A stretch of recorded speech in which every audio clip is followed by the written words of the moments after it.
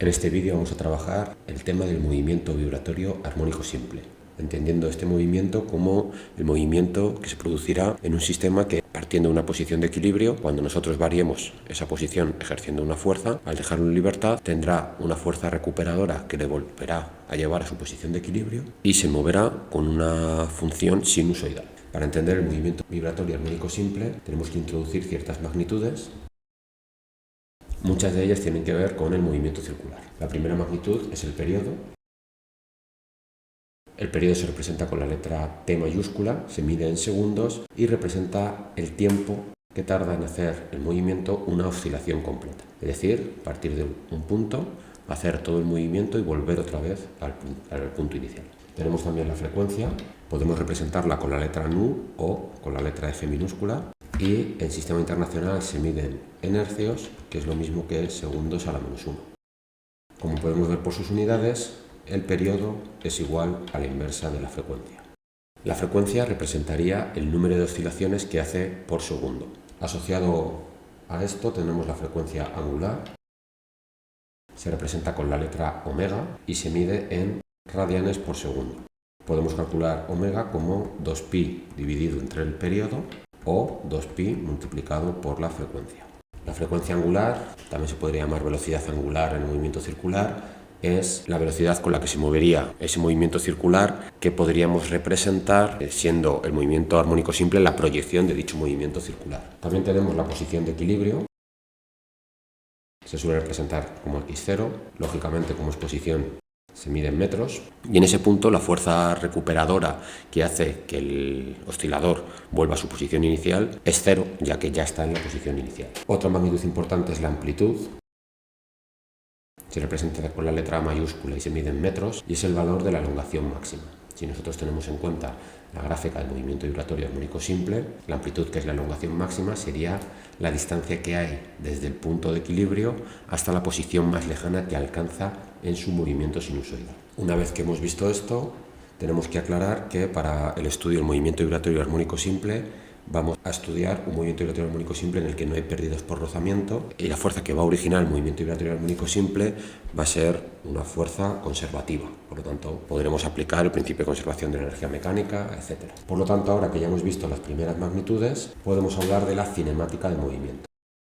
Ya hemos dicho que el movimiento vibratorio armónico simple se puede entender como la proyección de un movimiento circular en un eje. De esta manera, las magnitudes de frecuencia, periodo, frecuencia angular, que están asociadas al movimiento circular uniforme, también van a estar asociadas al movimiento vibratorio armónico simple. Para tener un movimiento vibratorio armónico simple, lo que lo define es que la aceleración es proporcional a la distancia, a la elongación respecto al punto de equilibrio. Y esa constante de proporcionalidad, como veremos más adelante, es omega cuadrado. Esto es lo que define el movimiento armónico simple, y para la posición, la función que vamos a trabajar con la posición es la posición de la elongación en función del tiempo, que va a ser igual a amplitud por el coseno de omega t más phi 0. En este caso apuntamos por aquí, la x es la elongación, la a es la amplitud, ambos se miden en metros, omega es la frecuencia angular y phi 0 es la fase inicial.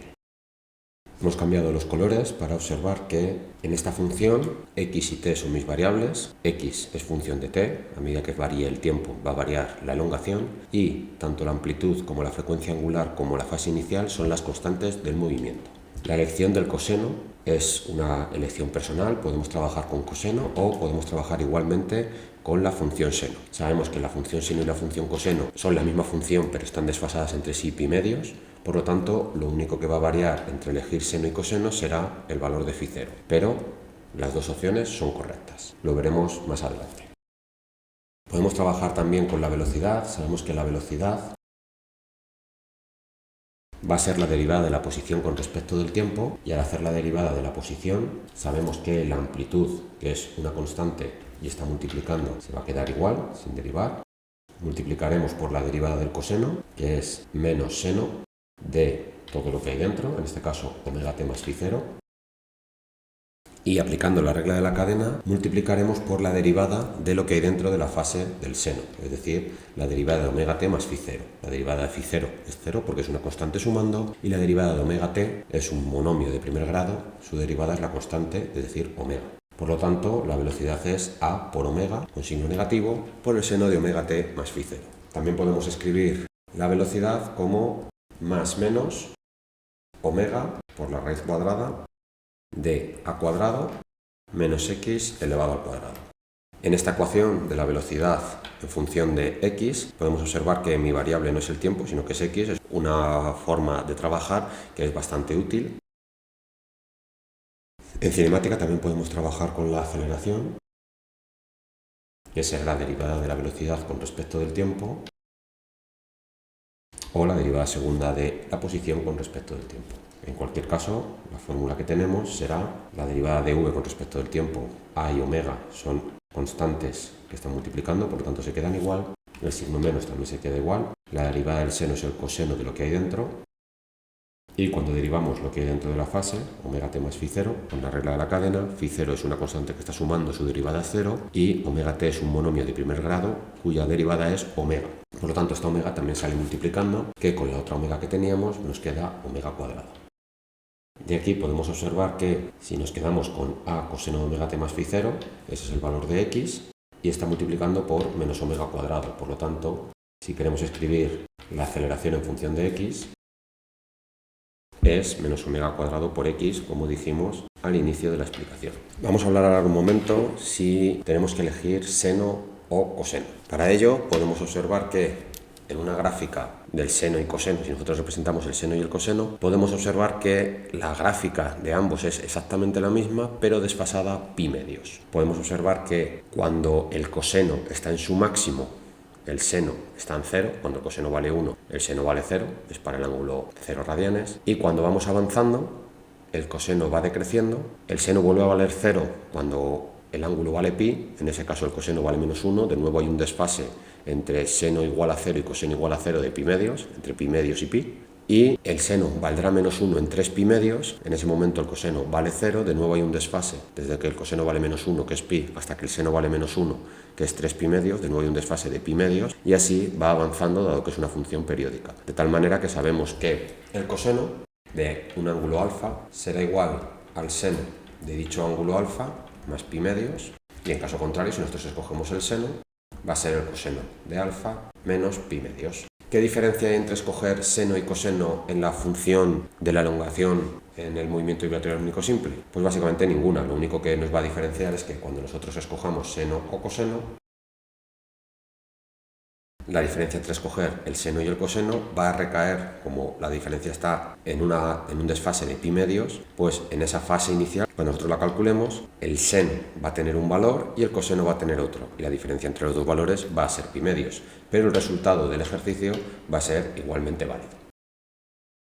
Vamos a pasar ahora al cálculo de la fase inicial. Para calcular la fase inicial tenemos que tener en cuenta primero qué es la fase. La fase sabemos que es aquello que va entre paréntesis después de una función trigonométrica, después del seno o coseno. Si escogemos la función coseno, vamos a llamar fase a todo lo que está entre paréntesis. Esto de aquí es la fase de la función trigonométrica. Y cuando nosotros hablamos de fase inicial, básicamente es la fase, es decir, el valor de esto, cuando el tiempo vale 0, porque tenemos una fase inicial, es decir, el valor de phi 0 es el valor de la fase inicial y será cuando t vale 0. Para ello, normalmente, lo que me van a dar es el valor de la posición x para t igual a 0. Vamos a poner un caso en el que sé cuánto vale la amplitud, por simplicidad vamos a poner que vale 1, y omega, que por simplicidad vamos a poner que vale pi. Ponemos las unidades, la amplitud 1 metro y omega pi radianes por segundo, y me dicen que en ese movimiento la posición inicial va a ser 0,5 metros, por ejemplo. Y además me van a dar otra información, que la velocidad para ese momento va a ser mayor que 0. Teniendo estos valores, que nosotros vamos a llamar condiciones iniciales, puedo calcular el valor de la fase inicial. Para ello, lo primero que hago es sustituir en mi ecuación de la posición. Sé que x vale 0,5, va a ser igual a la amplitud 1 por el coseno de pi por 0, porque el tiempo vale 0, más phi 0. es lo que me lleva a decir que 0,5 es igual al coseno de φ0. Por lo tanto, φ0 es el arco coseno de 0,5. Tenemos que tener en cuenta que estamos trabajando en radianes. φ0 se trabaja en radianes. En nuestro caso son π-tercios radianes, o lo que es lo mismo, 60 grados. Pero, si nosotros nos fijamos en la circunferencia goniométrica, π-tercios está por aquí, este de aquí sería su coseno, y hay otro ángulo en el cuarto cuadrante que tiene el mismo coseno. Pero ese ángulo no me lo va a dar el resultado de la calculadora. Ese ángulo básicamente es menos π-tercios. Por lo tanto, el resultado va a ser más menos π-tercios. Hay dos resultados posibles matemáticamente. ¿Qué tengo que hacer ahora? Trabajar con la segunda condición inicial, la velocidad. En este caso, la velocidad, ya lo hemos puesto antes, es menos a por omega por el seno de omega t más φ0. Como me dicen que la velocidad es positiva, menos a por omega es menos pi por el seno de pi por 0. Sé que eso es mayor que 0.